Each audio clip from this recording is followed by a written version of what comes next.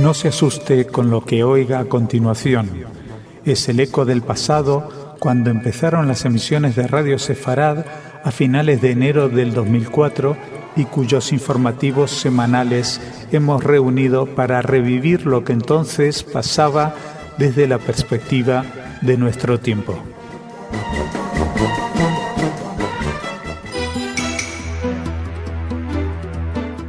Señoras, señores, bienvenidos a nuestro espacio informativo. No pudieron entrar los diputados socialistas a la Franja de Gaza. Era previsible, sin embargo, esto ha sido motivo de muchos cruces de opiniones, se lo vamos a contar.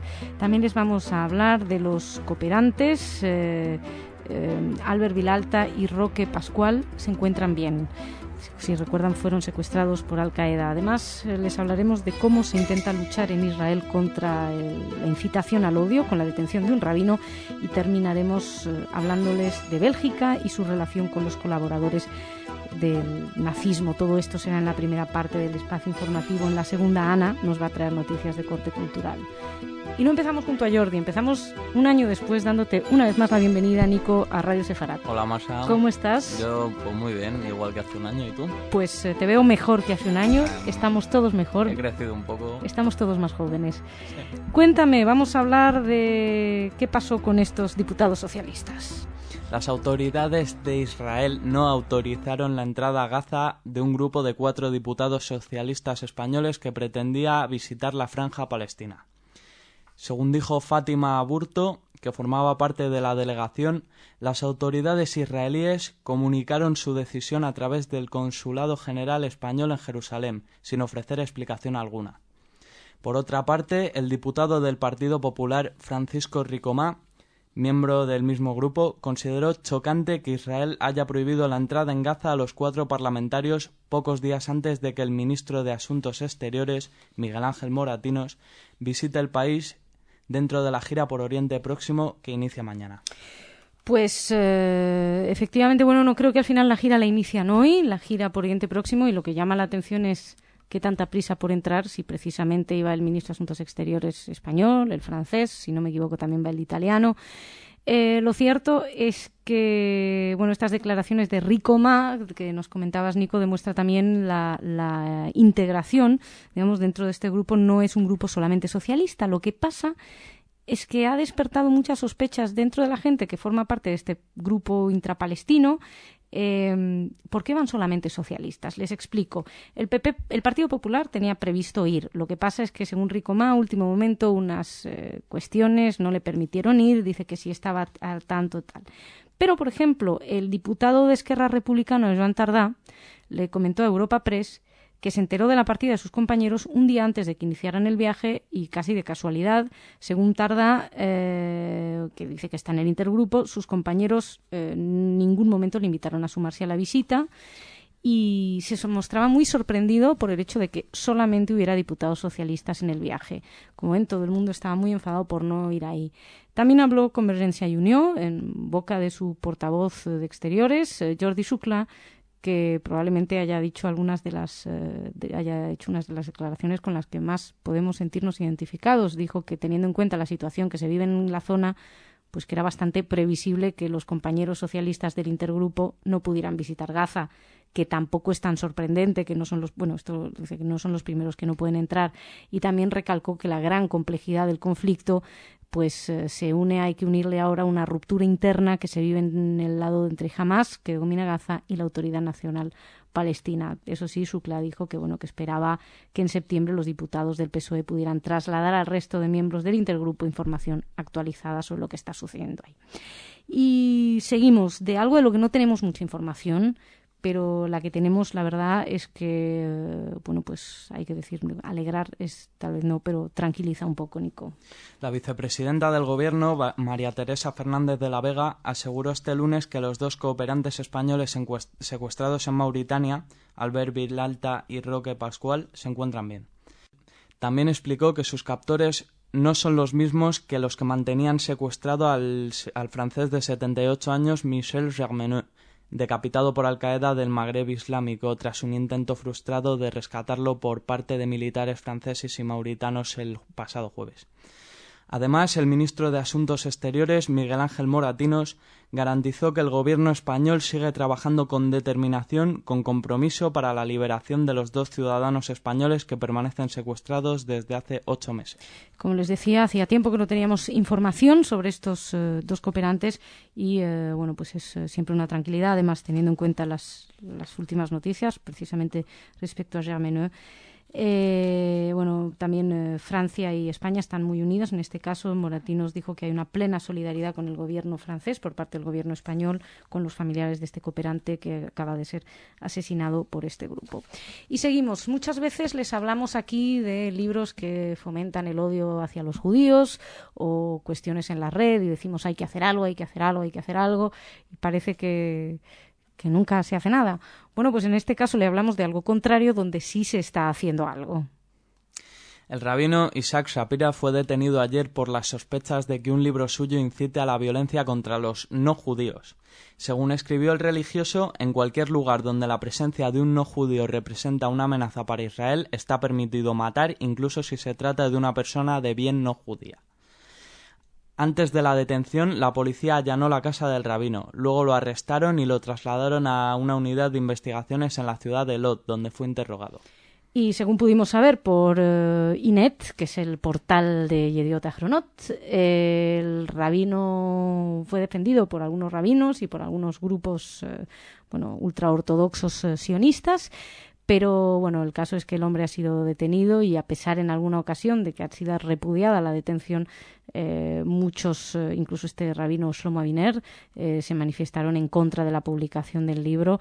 Pero bueno, la verdad es que llamaba la atención el hecho de que por esta publicación del libro haya sido detenido y se corta así de una manera drástica la incitación al odio. Y seguimos hablando de odio, hablamos de antiguos odios, gente que va a ser o alguna gente que quiere que sean perdonados por ello. El principal candidato a encabezar el nuevo gobierno de Bélgica, Elio Di Rupo, está estudiando la posibilidad de una amnistía para los belgas que colaboraron con los nazis durante la ocupación alemana en la Segunda Guerra Mundial.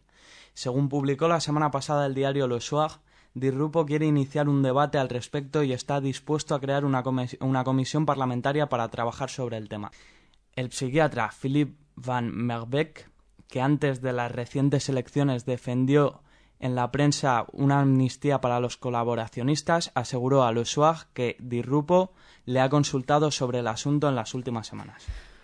Pues sí, este es el tema que se plantean ahora Di Rupo, es liberar a los ex colaboracionistas que están en las cárceles. Según los historiadores, el grueso de la colaboración con el nazismo en Bélgica se registró en Flandes, en la parte norte y neerlandófona, donde miles de personas fueron condenadas tras la guerra.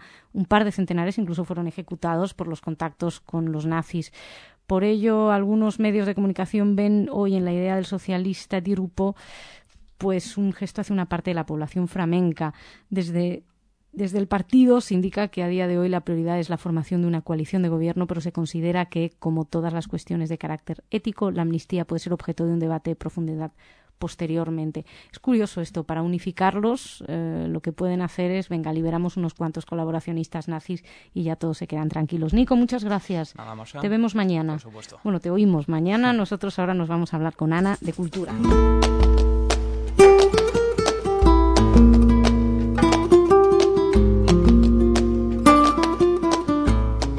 Hola Ana, ¿cómo estás? Muy bien, ¿qué tal? Muy bien, esperándote impaciente para que nos cuentes cositas. Bien, pues voy a empezar con un cineasta, Oliver Stone, supongo que habrán escuchado de él. Él está lanzando en estos días una nueva serie documental sobre la historia de Estados Unidos, una cosa así ambicioso.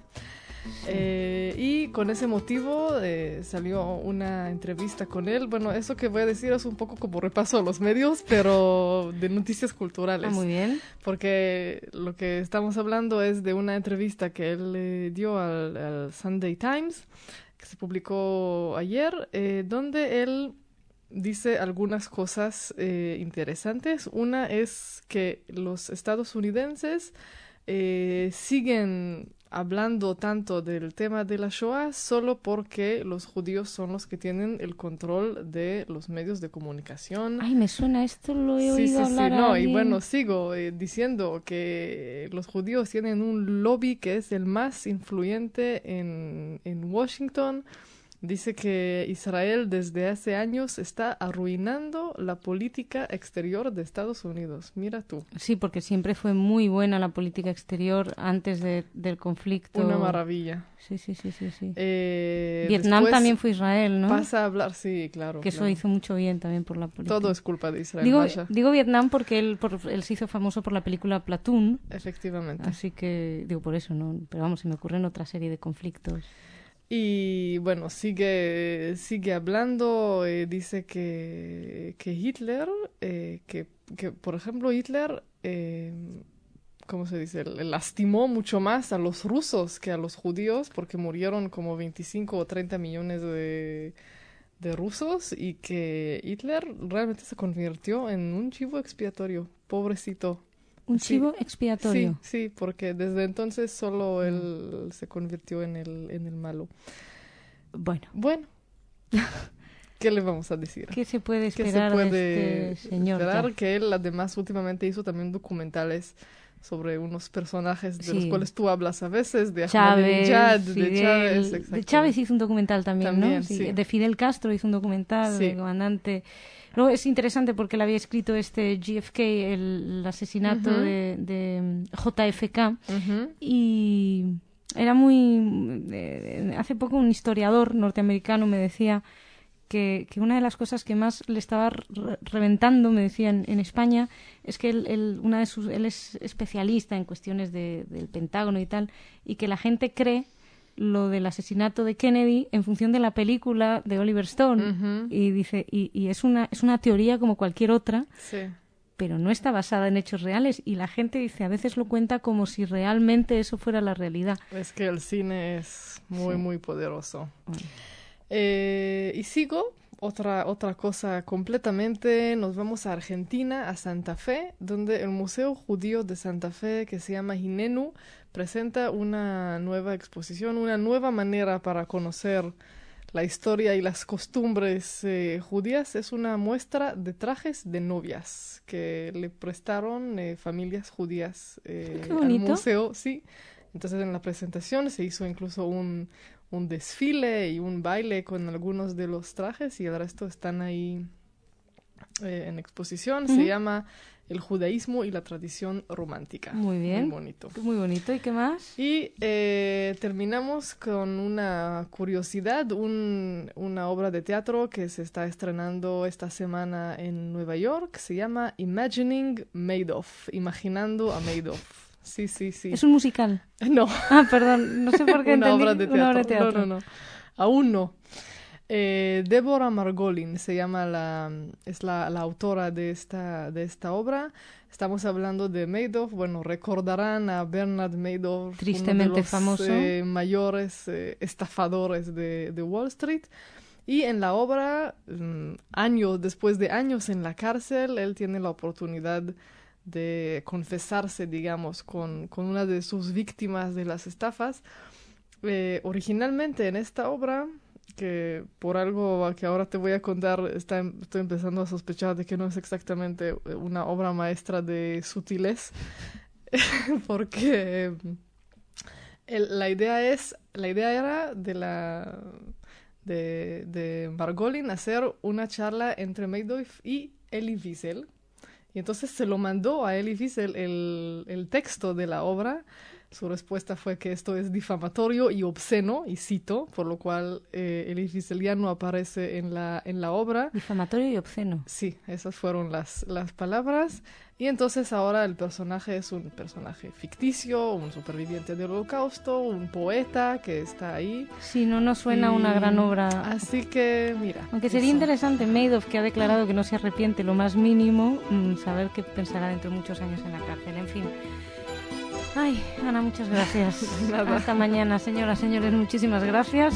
Mañana más.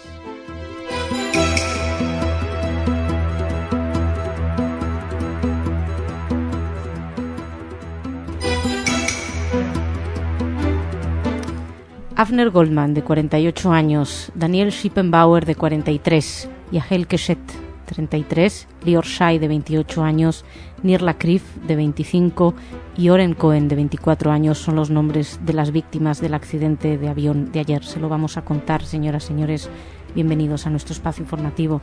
Les vamos a hablar de eso, les vamos a hablar también de una carta secreta de Barack Obama a Mahmoud Abbas, también de las nuevas sanciones a Irán y de los acuerdos para la lucha contra el antisemitismo y contra el negacionismo. Todo esto será en la primera parte de nuestro espacio informativo.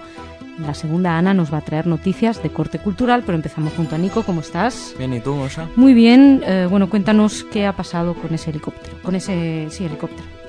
El helicóptero del ejército de Israel, con 7 militares a bordo, se estrelló en una zona boscosa del centro de Rumania, donde los ejércitos de ambos países estaban realizando maniobras conjuntas. El Ministerio Rumano de Defensa explicó que no hubo supervivientes del accidente. El anuncio oficial de las autoridades rumanas fue hecho a pesar de que los cuerpos de los soldados desaparecidos aún no se habían recuperado.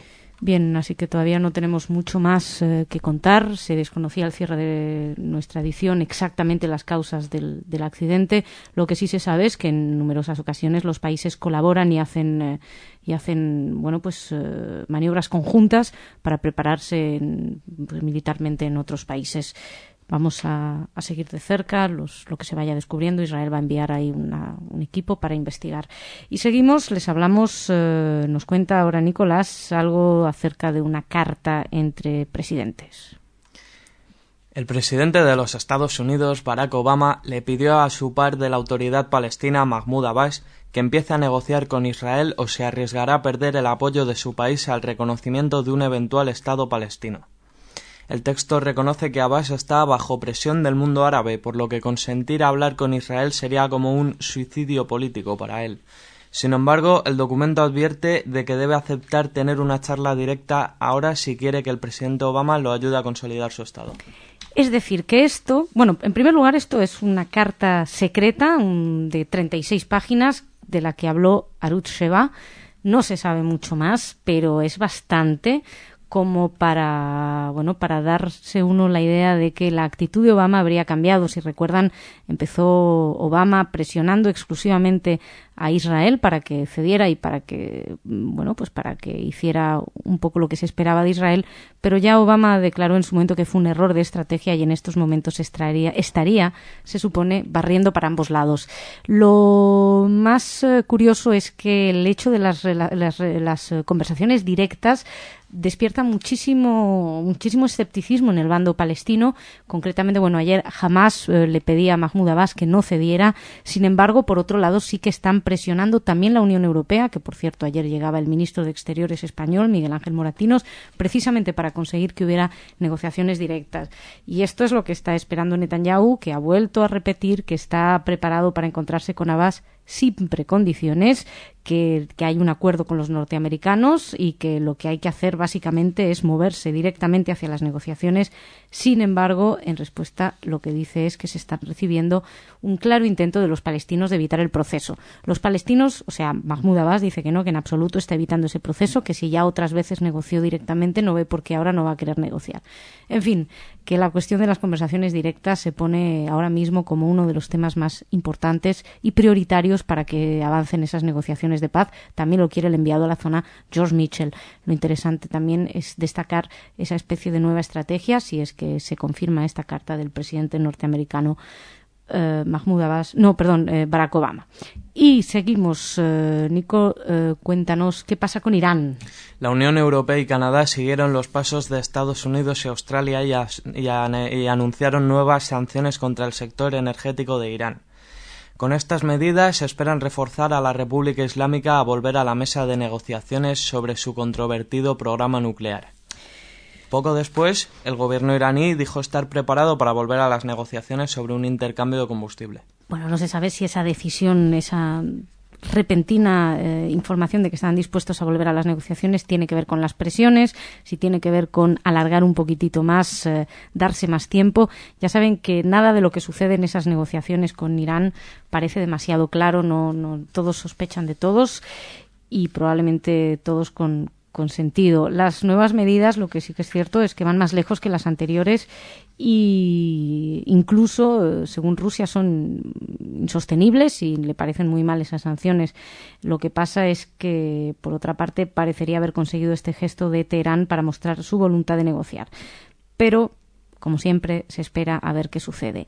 Y seguimos, les hablamos ahora de la lucha contra el antisemitismo. El 21 de julio, y bajo la dirección del Ministerio de Relaciones Exteriores de Israel, 87 países de todo el mundo se unieron para colaborar en la lucha contra el antisemitismo y contra la negación del Holocausto.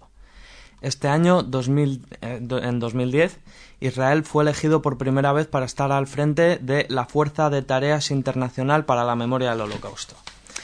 El viceministro de Exteriores explicó que el acuerdo es un paso que duplica la fuerza potente de por sí que reúne por primera vez a 87 países para colaborar entre sí en un sistema integral contra la deslegitimación y el fenómeno del antisemitismo contra Israel y los judíos del mundo. Bien, pues más o menos esto es un acuerdo con Israel entre medias, entre el ITF, que es la Task Force, y la ODIHR, que tiene que ver con los derechos humanos, que depende también de la OSCE para esta lucha. La ITF tiene como objetivo promover la memoria de la Shoah por medio de la educación, la investigación, los monumentos recordatorios. Hay 27 países que son miembros, España entre ellos, y bueno, pues es un paso importante. Por otra parte, la asociación de la que pertenece la OCE son miembros 57 países y, entre otras cosas, se ocupa de programas también educativos y de seguimiento de fenómenos como la xenofobia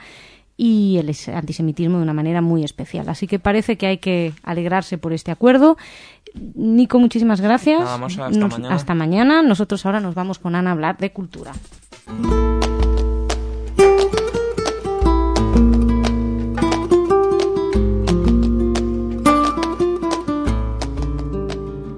Ana, ¿qué tal? Bien, Masha, ¿cómo estás? Muy bien, cuéntame, ¿qué me traes? Bien, pues ayer empezamos con Oliver Stone y hoy seguimos con él porque no pasaron ni 24 horas desde la publicación del artículo en el cual hablaba de el lobby judío en Estados Unidos y cómo los judíos controlan los medios de comunicación y algunas cosas más que recordarán.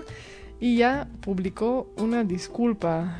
Fue obviamente atacado por la Liga Antidifamación, comunidades judías en Estados Unidos, Centro Simón Wiesenthal y más organizaciones que decían que Oliver Stone oficialmente se declaró antisemita con estas cosas que dijo. Y ayer publicó una disculpa donde dice que él en la serie documental y en las cosas que decía estaba intentando ver de una forma más amplia la historia y los horrores causados por los nazis. Dice que realmente lamenta su forma de hablar de la Shoah. Dice que no cree que los judíos realmente controlan el medio o ninguna otra industria, e incluso sigue diciendo que él cree que realmente el hecho de que la Shoah sigue un tema importante que se trata en muchos medios es que realmente hay que darle un crédito a la labor muy dura de mucha gente que está comprometida con la memoria. O sea, que realmente está felicitando ahora a la gente que mantiene la memoria de la Shoah. Una de tres. Sí. O tiene que dejar de beber. Sí. O tiene que tratarse la bipolaridad. Ajá. O este hombre está jugando. Sí. Porque... Sí. No sé qué decirte. No sé, bueno. No sé qué decirte, así se sigo con la siguiente noticia. Sigamos, sí.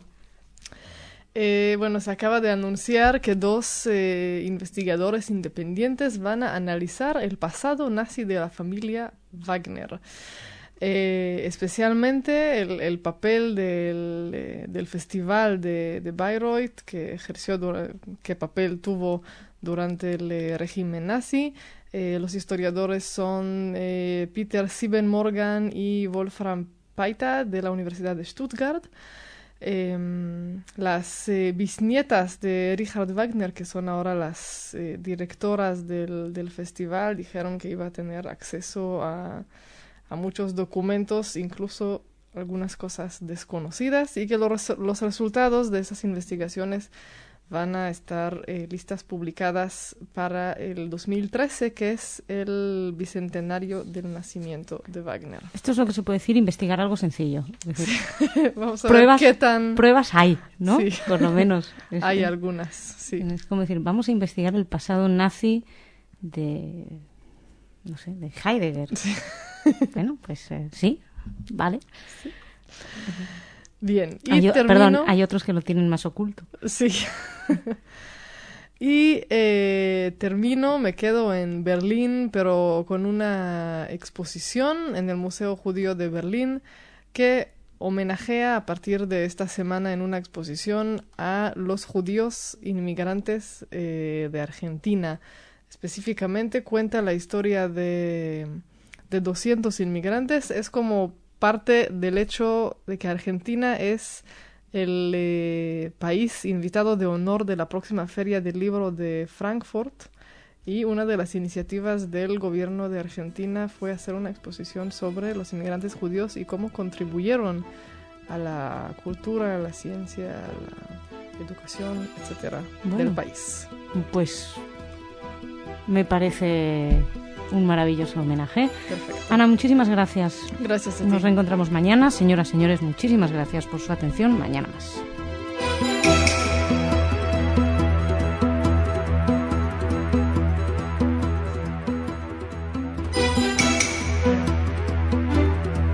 Señoras, señores, bienvenidos a nuestro espacio informativo. Les seguimos hablando del accidente de helicóptero en Rumania, también de las negociaciones directas o indirectas, así como de la ley de velo en Francia, que ha despertado la indignación de Al-Qaeda. Terminaremos hablándoles de un asesino de Belzec que va a ser juzgado, y todo esto será en la primera parte del informativo, porque en la segunda Ana nos traerá noticias de corte cultural. Empezamos junto a Nico. ¿Cómo estás? Muy bien, Marcia, ¿y tú? Muy bien, esperándote y bueno, que nos cuentes acerca de qué más hay del accidente. Ya fueron encontradas algunas de las víctimas que murieron en el accidente de helicóptero el lunes, que se cobró la vida de 6 soldados de la Fuerza Aérea de Israel y un oficial del ejército rumano. Los cuerpos fueron trasladados a un laboratorio forense en Brasov. Mientras tanto, decenas de israelíes participan en la búsqueda del resto de las víctimas. Sí, son varios israelíes que están buscando, han sido enviados por el gobierno para buscar los cadáveres, para la identificación. También hay 50 policías y militares rumanos que se han desplegado en la zona con la utilización de la división canina. La operación para recuperar los cuerpos se inició en horas de la mañana, cuando una misión de Tzahal partió de una base aérea rumana al sitio del accidente. Estos llegaron en helicóptero y bueno, parece ser que una mejoría de las condiciones meteorológicas lo que han hecho más fácil la búsqueda, aunque todavía al cierre de esta edición no estaban todas las víctimas localizadas. El ejército esperaba concluir la búsqueda al caer la noche de ayer, así que bueno, nosotros seguimos y les hablamos ahora de las negociaciones. Nicolás, ¿qué se ha escrito? Las condiciones planteadas por el presidente de la Autoridad Palestina, Mahmoud Abbas, para reanudar las negociaciones directas con Israel son imposibles de aceptar, según el viceprimer ministro israelí Silvan Shalom. Según él, los palestinos se negaron a reanudar negociaciones directas porque no quieren discutir y verse obligados ellos también a hacer concesiones. El presidente Abbas aseguró el lunes que estaba dispuesto a pasar de la fase de las negociaciones indirectas con Israel a la de conversaciones directas en cuanto se reúnan varias condiciones, incluida la vuelta a las fronteras de 1967.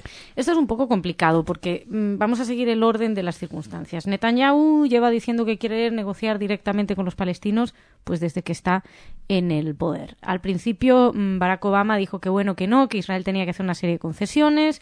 Entonces, al cabo del tiempo, se desdijo Barack Obama y dijo, bueno, no, vale, sí, Netanyahu tiene razón, hay que negociar. Ayer les hablamos de esa misiva secreta que George Mitchell, el enviado a la zona, le había hecho llegar a Mahmoud Abbas. Hamas es quien no quiere negociaciones directas. Supuestamente Israel está dispuesto a las negociaciones directas ya, pero sin precondiciones previas. Y los palestinos dicen que ok, con unas ligeras precondiciones. Este es básicamente el punto, con lo cual por unos o por otros, como dirían, y la casa sin barrer. Las condiciones imposibles, según Silvan Shalom, son 3. Una, que las negociaciones se reanuden en el punto donde habían quedado a finales de 2008, cuando Olmert era primer ministro. 2, una retirada total israelí de Cisjordania y de Jerusalén Este, y 3, que continúe la congelación de las construcciones.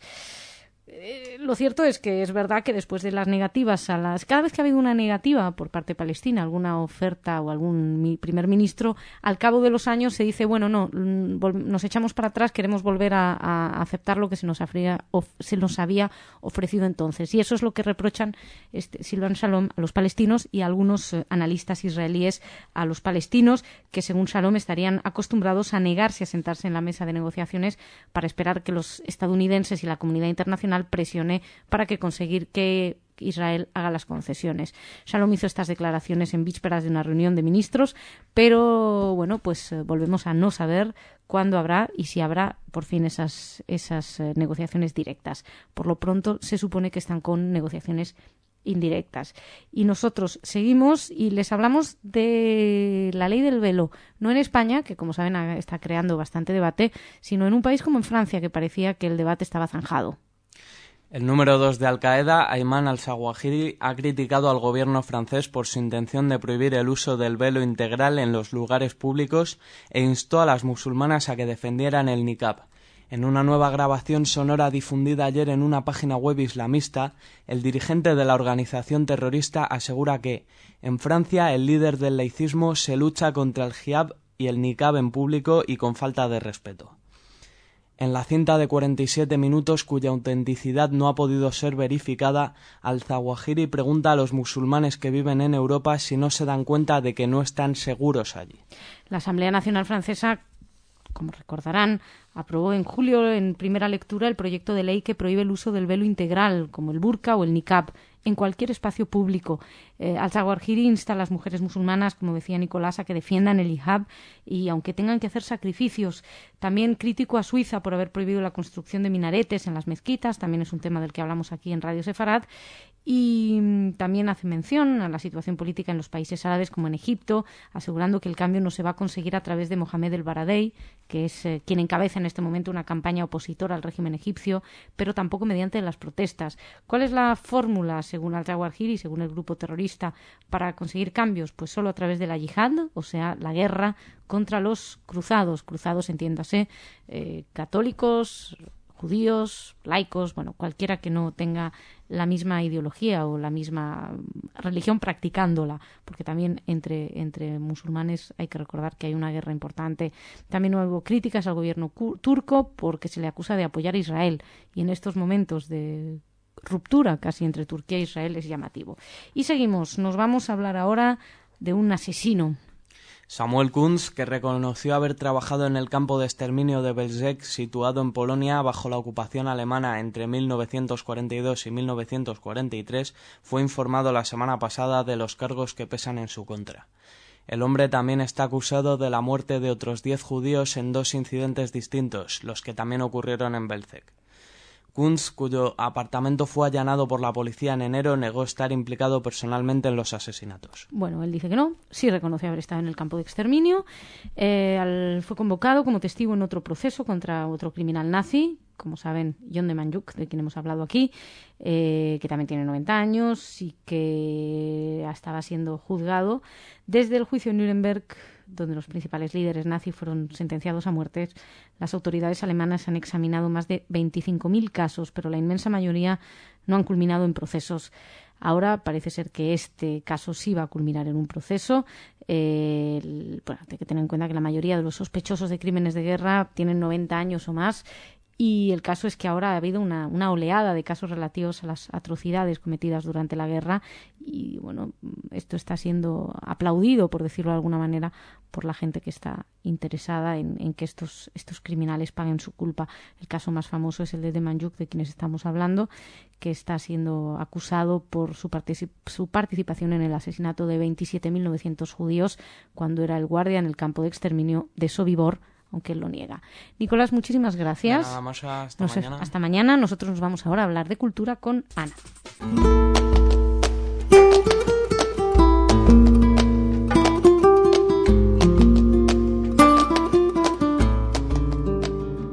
Ana, bienvenida, ¿cómo estás? Gracias, muy bien. ¿Qué tal, Masha? Muy bien. Cuéntame, ¿qué traes en esos papelitos? Bien, primero les traigo un concierto que se llevó a cabo esta semana en Pamplona. Es el concierto que se llama El Cuarteto para el Fin del Tiempo. Fue escrito por Olivier Massien, que fue un soldado francés apresado por los nazis que llegó a Auschwitz en 1940 y ahí es donde escribió esta pieza. Este concierto especial realmente es una conmemoración a dos eventos. Uno es la Casa de Brujas. Específicamente se recordaron 11 inocentes que fueron castigados en la hoguera en auto de fe en 1610 y también como conmemoración a los 65 años de la liberación de Auschwitz. Perdón. Ahora sigo con un premio que van a recibir el escritor israelí Amos Oz y el intelectual palestino Sari Nusseibeh. Lo van a recibir juntos. Es un premio literario alemán en nombre de Siegfried Onsald. Lo están recibiendo los dos por sus autobiografías. Amos Oz por la historia de Amor y Oscuridad, y Nusseibeh, que escribió el libro que se traduciría al español algo como Érase una vez un país, algo del estilo. Y bueno, los dos narran la historia de su pueblo, el Israel y el palestino, y pues obviamente quieren dar este premio a los dos juntos para demostrar el vínculo entre estas dos historias y cómo se podría quizá resolver a través de gente intelectual y el acercamiento de culturas. Y termino con una curiosidad de estas historias raras. Michael Jackson llega a las noticias. Le dan un premio de la paz por algo. No, ha encontrado un nuevo plan de paz. Le ha dado un premio a un cantante palestino. No, Masha, no. Es que desde su fallecimiento, pues te imaginas que están ahí en su casa buscando a ver qué cosas interesantes se encuentran que no se sabía de él. Y llegaron a la conclusión que Michael Jackson estaba obsesionado con el tema del nazismo porque tenía una colección impresionante de probablemente todas las películas que se hicieron en la historia sobre Hitler y los nazis. Eso es todo. Angelito. Sí. Pues muchas gracias, Ana. De nada. Señoras, señores, con esta trascendente noticia acerca de los gustos cinematográficos de Michael Jackson nos marchamos. Volvemos mañana. Gracias.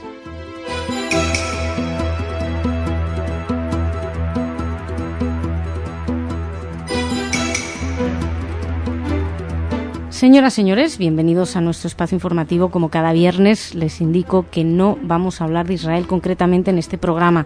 ¿Por qué? Porque para eso tenemos el programa especial desde Israel, con quien es nuestro corresponsal en la zona, Salem Mergui. Les recomiendo que para saber qué sucede en el país lo escuchen a él en el programa aparte. Nosotros solemos aprovechar estos viernes para hacer un pequeño resumen de lo que ha sucedido durante la semana a lo largo del mundo. Lamentablemente, en muchas ocasiones tenemos que traerles noticias de antisemitismo. Y no va a ser esta una excepción. Les vamos a hablar de lo sucedido en Buchenwald, les vamos a hablar también de algo en Gran Bretaña, nos pasaremos por Francia y vandalismo y terminaremos sabiendo cómo se intenta luchar contra el antisemitismo en las universidades en los Estados Unidos. Todo esto será en la primera parte del informativo, porque en la segunda Ana nos va a traer noticias que generalmente son más amables, aunque no siempre es así, que son las noticias de corte cultural. Nosotros empezamos con las desagradables, con las que tienen que ver con estos antisemitismos, y empezamos con Nico. ¿Cómo estás? Muy bien, Marsha, ¿y tú? Muy bien, bueno, empezamos nuestra gira por Alemania. Cuéntanos. Piratas informáticos sabotearon el miércoles la página web del Museo del Antiguo Campo de Concentración de la localidad alemana de Buchenwald, donde fueron asesinadas en torno a 56.000 personas durante la Segunda Guerra Mundial. Los saboteadores pintarrajearon mensajes fascistas y símbolos nazis en la versión digital del conocido como Libro de los Muertos, donde figuran los nombres de todos los que murieron en aquel campo. Creado en 1937, Buchenwald fue uno de los mayores campos de concentración establecidos en Europa por la Alemania nazi. En febrero de 1945, el campo contaba con 112.000 presos. Allí estuvieron presas unas 250.000 personas procedentes de todos los países. El número de víctimas, como nos decía Nicolás, fue de 56.000 personas. Hay que destacar que era un campo de concentración, no de exterminio. Aún así, el número de muertes, bueno, realmente los campos de concentración eran campos de muerte, evidentemente. Algunos de los mensajes escritos por los bárbaros, los piratas informáticos, pues decían que el marrón es bello, hacían referencia al color de las camisas que llevaban los miembros del partido nazi. Volveremos, decían también, además de borrar la página web del Museo del Campo de Mittelbau-Dora, que durante la Segunda Guerra Mundial se encontraba anexo al de Buchenwald. En él se estima que murieron unas 20.000 personas. Se está investigando y se está reparando, y en breve se calcula que en próximos días pueda volver a funcionar la página de Buchenwald. Pero vamos ahora a otro país europeo muy importante, Gran Bretaña. Un importante magistrado británico se encuentra bajo investigación después de haber sido acusado de emitir observaciones antisemitas en el tribunal. Podría ser que lo que el juez expresó convenciera a un jurado a declarar inocente a un grupo de activistas que destrozaron una línea de producción de accesorios para aviones de combate israelíes. En el resumen del proceso penal por daños, comparó a Israel con el régimen nazi, acusando a Israel de ignorar las leyes jurídicas del derecho internacional. Y este juez se llama George Batters Norman y dijo que hay motivos para admirar al líder de los huelguistas que destrozó estos accesorios, porque, bueno, también dijo, pues eso, hizo comparaciones de que los israelíes se portan como los nazis, y dijo que le dijo a los jurados, ante el jurado, les leo textualmente: parece como si hubieseis pasado por lo que podría describir como escenas de horror, escenas de destrucción de población civil que uno supone desaparecidas junto con el régimen nazi de la última guerra. También describió la operación Plomo Sólido como un tiro al blanco contra aves indefensas, que los civiles no tenían dónde huir. En fin, que el juez mostró sus antipatías por lo israelí, y evidentemente se está investigando y se piensa que antiisraelismo es evidente. Lo que se está investigando es cuánto hay de antisemitismo detrás. Ya saben, la diferencia antiisraelismo, antisemitismo, que parece que no siempre está clara. Y seguimos, aunque en este caso parece bastante evidente, pero bueno, seguimos, les hablamos de lo que ha sucedido en Francia. En Francia fueron rociados grafitis antisemitistas sobre la sinagoga de Melun. A lo largo de más de 70 metros, los vándalos escribieron leyendas tales como «Hitler no terminó su faena» o «Muerte a los judíos». Por otra parte, también en Francia, 27 lápidas fueron derribadas y quebrantadas en el cementerio judío de la ciudad de Wolfisheim. Está en Alsacia. Y bueno, no es de extrañar estas noticias. En Francia vamos mucho a Francia a hablar de estos actos de vandalismo, y lo interesante probablemente sea más bien centrarnos en esta noticia que viene a continuación de los Estados Unidos sobre cómo luchar contra el antisemitismo. Miembros del Congreso de los Estados Unidos firmaron una carta en la que expresan su preocupación respecto de la forma en la que el Departamento Federal de Educación reacciona respecto del antisemitismo en los campos académicos universitarios. La carta fue firmada por 36 legisladores y fue enviada la semana pasada al ministro de Educación.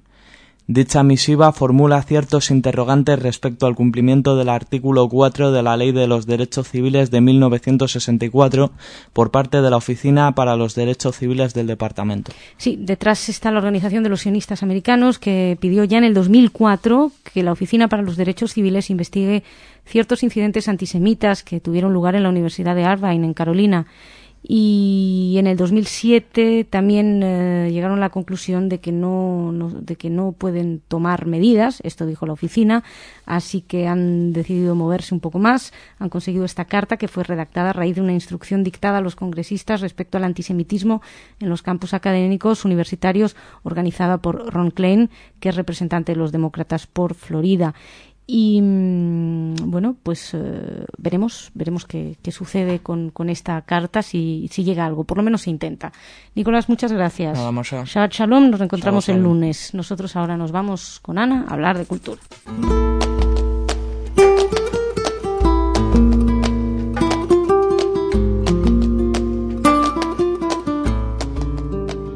Ana, bienvenida. ¿Qué tal, Masha? Muy bien, ¿tú cómo estás? Muy bien, gracias. ¿Qué me cuentas? Empiezo con una de estas noticias de obras de arte robadas Ahora estamos hablando de los herederos de Barón Lipót Herzog, un banquero húngaro judío. Era uno de los grandes coleccionistas de arte, tenía obras de Velázquez, Renoir, Cézanne, de verdad una cosa impresionante. En los años 20 llegó a tener 2.500 obras de arte, era el mayor coleccionista de la época.